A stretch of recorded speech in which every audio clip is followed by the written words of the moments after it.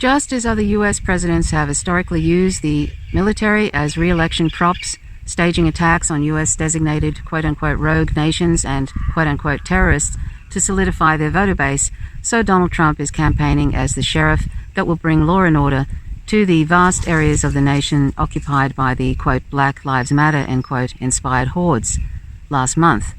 Although Trump's armed intervention in local and state affairs seems politically at odds with the Confederate sympathies, his mass deployment of agents appears legal. Their behavior on the streets, however, is another question. Quote, unidentified federal agents in unmarked vehicles are snatching peaceful protesters off the streets, transporting them to unknown locations, without informing them of why they're being arrested, and later releasing them with no record of their arrest, end quote, said Marjorie Cohn, a former president of the National Lawyers Guild. Quote, these actions are reminiscent of dictatorships, secret police who kidnap and disappear opponents of the regime. They are calculated to deter people from exercising their First Amendment right to protest against racism and white supremacy. Eric Draitzer, a journalist, writes, as a gentle reminder from 2016 to 2019, many leftists refused to accept my analysis that Trump is a fascist, leading a nascent fascist movement that would rapidly morph into a full-fledged political force. I was attacked as, quote, soft on Democrats, end quote, or Trump-obsessed, in quotes, or any number of the other inanities. And here we are. So maybe we need to think carefully about our analysis in this moment, and maybe it's time to flush out those on the left who seem to think their job begins and ends with opposing Democrats, defending Russia, or providing Trump with left cover through false equivalence. The imperial system is transforming before our eyes. Time for our analysis to recognize that fact. Those whose analysis doesn't are not worth listening to. I'm going to put this in a nutshell. From what I'm seeing, just in general, and you know that I tend to sort of look at things as a whole, just from what I've gathered, it's looking very much like through Trump's speeches just recently from his podium at the White House. I also want to provide an update on left-wing political violence that we're seeing in Democrat-run cities. Under my administration, federal law enforcement is working with state and local authorities all over the country to comb through hours of video, track down rioters, looters, and arsonists, and bring them to justice. We've just come up with a report that we've arrested a large number of people. It's over 200. And you'll be hearing about that, but they've been arrested in various cities throughout the United States. We're doing it very low-key, but we're trying to help cities. They are, in all cases, Democrat-run, but we're doing the best we can to help them without really much of a consent. We'd like to have the consent. As an example, in Portland, we could solve that problem in approximately 1 hour, but the mayor refuses, perhaps for political reasons. I don't know why it's good for him to have a city that's falling apart and that's under siege now for 94 days. But really, it's been under siege for years, if you know Portland. So to the mayor, I say, whenever you're ready, let us know. We'll solve your problem of violence. We'll solve your problem of crime. We'll arrest those criminals very rapidly, and you'll be able to have some nice evenings in Portland. Donald Trump is an American fascist of the old Jim Crow kind, but one who is also eager to utilize every modern tool of political and racial repression to preserve a capitalist system in fatal decline. Trump's overtly racist politics, as in, quote, oppression of an internal other as an organizing principle, end quote, makes him incompatible with the managerial, quote, diversity, end quote, doctrine adopted by necessity by multinational corporations. He is therefore disruptive of capitalist rule in the 21st century, but extremely useful as a foil, which is why he was the corporate Democrats' preferred opponent in 2016 and 2020, having nothing to offer their base except endless austerity, quote, race to the bottom, end quote, and war. The corporate Democrats have made Trump the sole issue of their campaigns. Multinational capital and the national security state, CIA, etc., find Trump wholly independable as manager of U.S. empire, which is why they cooked up Russiagate in collaboration with the Democrats. He's been trying to frame it that Biden and the Democratic Party and real leftists, because it's laughable that he's framing the Democratic Party as some sort of radical left is just laughable. They're moderate Republicans, most of them at best, and they're totally on board with the wars, the endless wars, and with neoliberalism and all of that. So it's laughable that Donald Trump would actually refer to Biden as the radical left, like he's some sort of Marxist or something. If anybody buys that, and I'm not sure about a lot of people, but I think that his base certainly does, then they see that the country is being taken over by communists, and it's complete red baiting. And of course, communism and socialism have been vilified and demonized for a long time now, all throughout the 20th century and still going in the 21st century. It's laughable that that Donald Trump is trying to depict Joe Biden and the Democrats this way. This town may appear to be an accurate likeness of a typical American community, but it's a fraud. It isn't free. Socialism has spread the shadow of human regimentation over most of the nations of the earth, and the shadow is encroaching upon our own liberty. If a person defends the activities of communist nations while consistently attacking the domestic and foreign policy of the United States, she may be a communist. Now that you've become acquainted with the enlightened communist system, in contrast to the outdated capitalistic way of life, you are now prepared for the next step of your indoctrination. You won't have to worry about next year. The state will do your planning from now on. Then we'll overthrow it by force and violence. We'll have our way if it means bloodshed and terror. Because the news about communism is getting around. But it's only another word for slavery. If you watch this next thing I'm going to show you about Joe Biden, then it seems very clear to me, and I've posted a video just recently, it seems very clear to me that the Democratic Party are not interested in winning. Why would that be? Well, there's a few reasons, but I would say that the GOP and the Democratic Party are just one big party. The GOP is the far crazy right, and the Democratic Party is the right. To the corporate Democrats in the Democratic Party, they still get theirs. They still get their corporate lobbying money. And it doesn't really matter in many ways who's in power, I think. That's what it looks like to me, just by who they put forward as their candidate. Literally, he needs a carer guiding him out of his own office.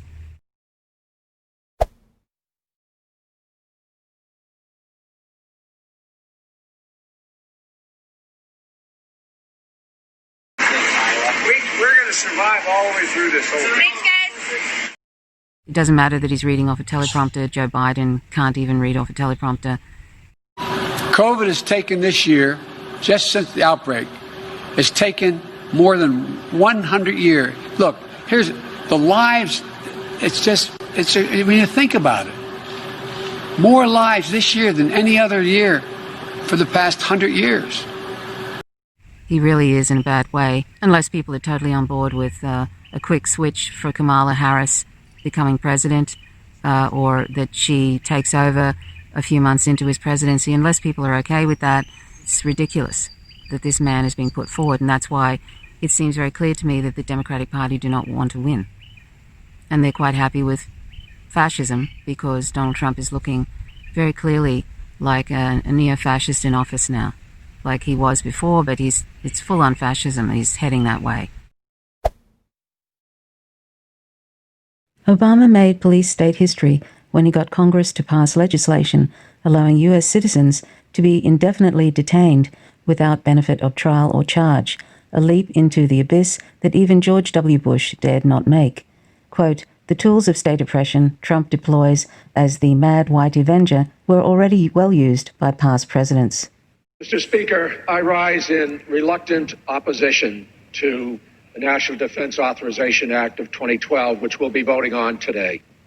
The bill does include provisions that are vital to our national defense, but it also includes provisions that present a false choice between our safety and our values. Section 1021 would authorize the indefinite military detention of all terrorism suspects, allowing the United States to detain an individual, some of whom may be innocent, without charge or trial during this endless war on terrorism, undermines our most defining principles as a nation of individual freedom and justice for all. However, President Obama had no problem with Congress when he signed into law the controversial legislation which allows for the detention of American citizens for indefinite periods of time without charge and due process. It's an incredible betrayal of our civil liberties, that the president has assumed dictatorial rights to put us in prison at his pleasure without charge or without trial. And Congress did not stand in the president's way when he was increasing military spending year after year, something he almost bragged about during the debate on foreign policy. Our military spending has gone up every single year that I've been in office. Most American leftists are incoherent on the term fascism, and Democrats have utterly destroyed the word's meaning. He's rounded up 200 people already, he says, in various cities. This radical left, Antifa, who was protesting and who's a Black Lives Matter protester, he's labeling all of them as Antifa, and then he's labeling Antifa as a terrorist group. So basically, if you're anti-fascist, you're a terrorist. That's what he's doing. So that's what Donald Trump is trying to do, and then he's trying to conflate everybody together, like Joe Biden and the Democratic Party and all of that, probably the Democrat-supporting media. He's trying to conflate all of that as the radical left that's trying to destroy America, American values. So if the Democratic Party, if this is the candidate they're putting forward, Joe Biden, who requires somebody to lead him out of office because they're not sure if he's going to make it out okay, and also, God, heaven forbid, he should talk to the media because he is incoherent most of the time now. This is who they're putting forward as a candidate against, they say, is the most dangerous president, in quotes, that has ever been. I mean, seriously, if they really believe that Donald Trump was the most dangerous president that had ever been, would they be endorsing all the military funding that Donald Trump asks for? That's what they do.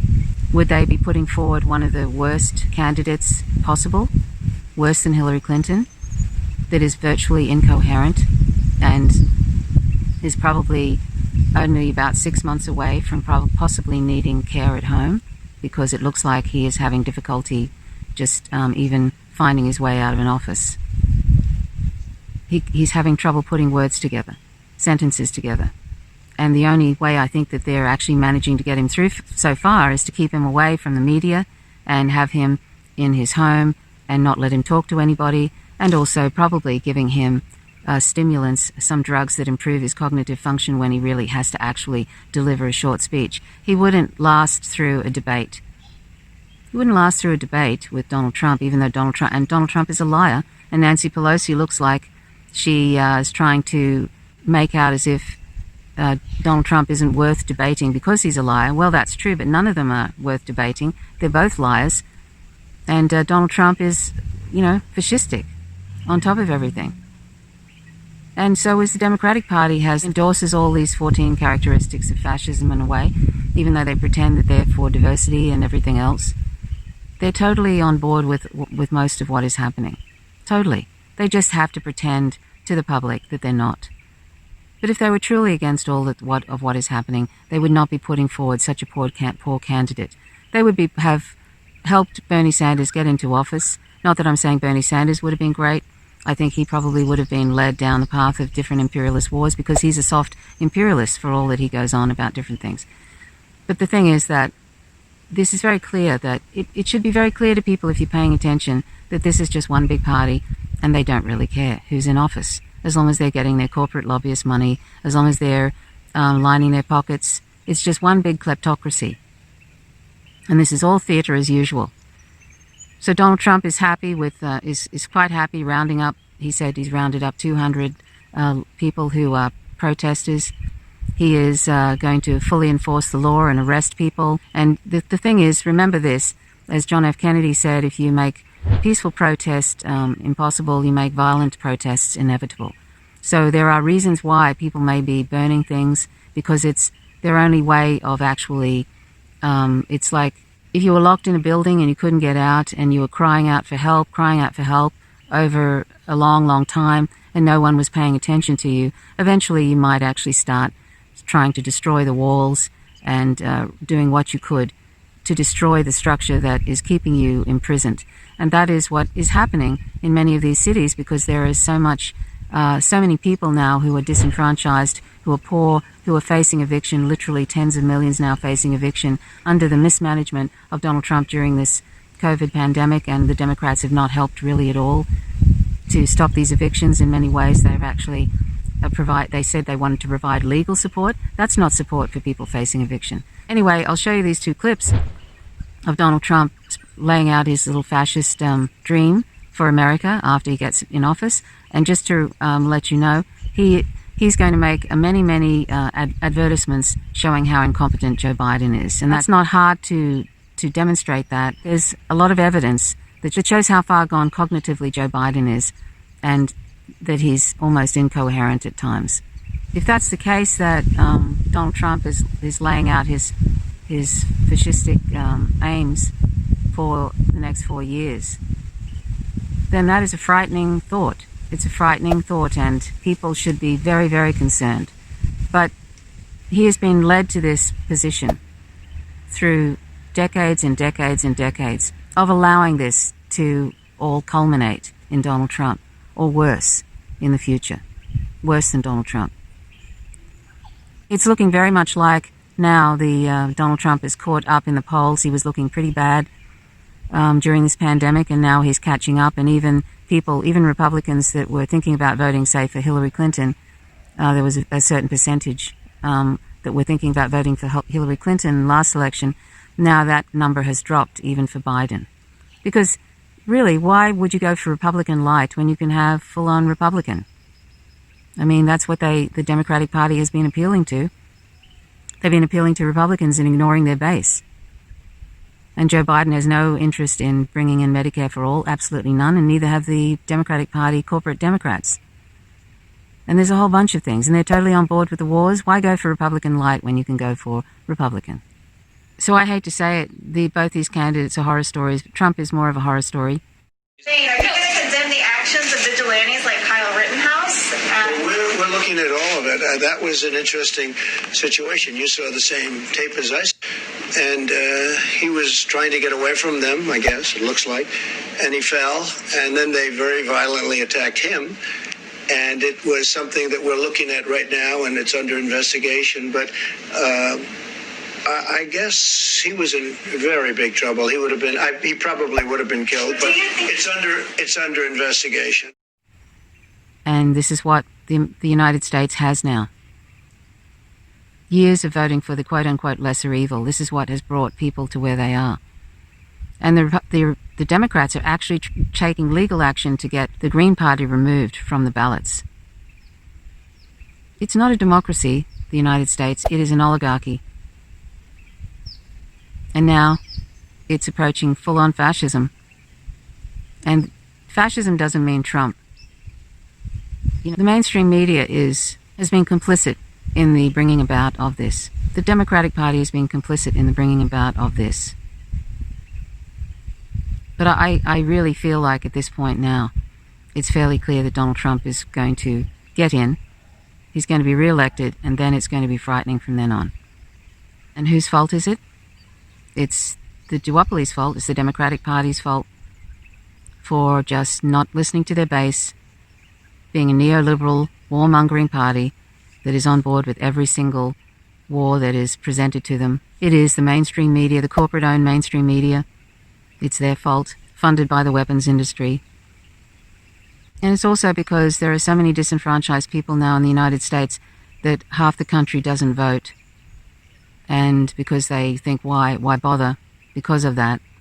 And the other ones who are enthusiastic far-righters vote, and the corporate Democratic lovers, the voters that love the corporate Democrats vote, and the people that are completely ignorant to what's going on in both parties vote, like Alyssa Milano, people like that, who think that the Democratic Party is actually an alternative to the GOP.